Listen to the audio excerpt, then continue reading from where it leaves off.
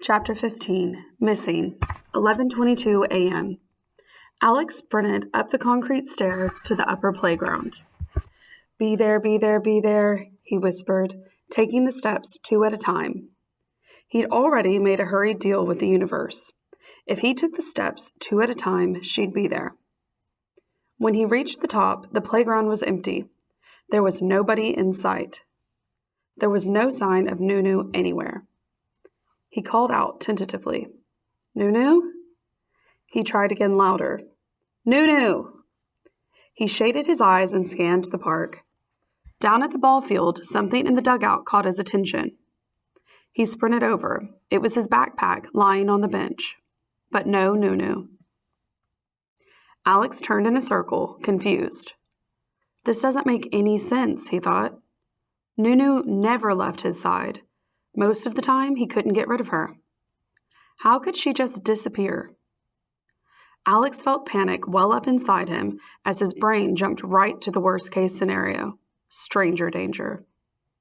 They'd been taught it 1,000 times in school.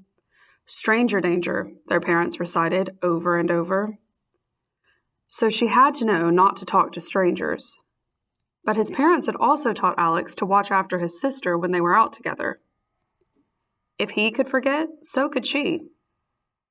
He tried to think back to when he'd last noticed her. It was at the end of the ball game when she was playing with the Game Boy. He hadn't seen her since then.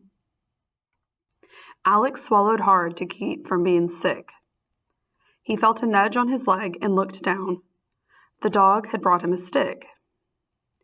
No, we have to find Nunu. Alex pushed on, searching the bathrooms and double-checking the playground. He ran across the huge, grassy expanse of the soccer field. Rex lopped around him and kept bringing him sticks, looking hurt when Alex ignored him. Alex turned back to the park and cupped his hands to his mouth. Nunu! Rex tipped his head back and unleashed a long, serious howl. Shh, be quiet so I can hear. But every time Alex yelled, the dog howled right along with him. They made their way around the edge of the park. Alex kept his eyes peeled. Come on, Rex, look for Nunu. The dog didn't seem to understand. He just kept getting tangled in Alex's legs and then veering off to sniff around benches and dig inside trash barrels. Alex forged his way across a long, wild and overgrown creek bed, crisscrossing the muddy banks of the stream until it abruptly disappeared through a metal grate into a slime-slick culvert running under a 4-lane road that bridged the far edge of the park. Alex tried the grate. It was welded shut. He peered inside but couldn't see anything. Next to the culvert, a dusty maintenance yard ran all the way back into the shadows under the 4-lane bridge. On the left, huge concrete pipes from an older sewer repair job lay scattered around. Over to the right stood an old shed, the door hanging slightly open. Alex squeezed through a hole in the fence and hurried towards the shed. Please be there, please be there. He reached the door and yanked it open. The shed was empty. Up to now, Alex had been able to hold it together. Now his knees started to shake. Tears burned his eyes. Behind him, Rex began barking furiously.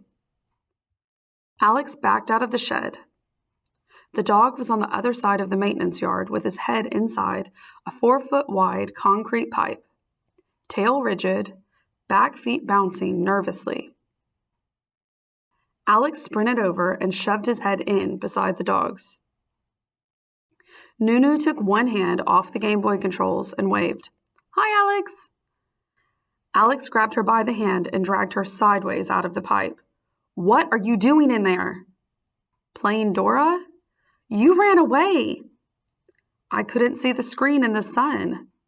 I've been looking everywhere for you. Why are you yelling at me? I'm not yelling.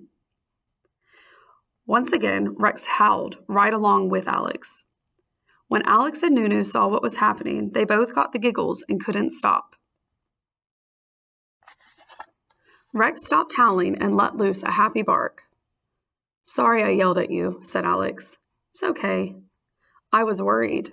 "Not me."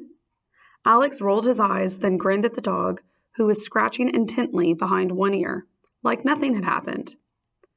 "You're lucky I've got the greatest rescue dog ever." "Hey, crybaby!" Alex spun around. Jordan and his goons were up on the bridge. Calvin seemed to be arguing with Jordan, but Jordan shoved him aside, then whipped his arm forward. The beer bottle was in midair before Alex realized Jordan had thrown it. "No!"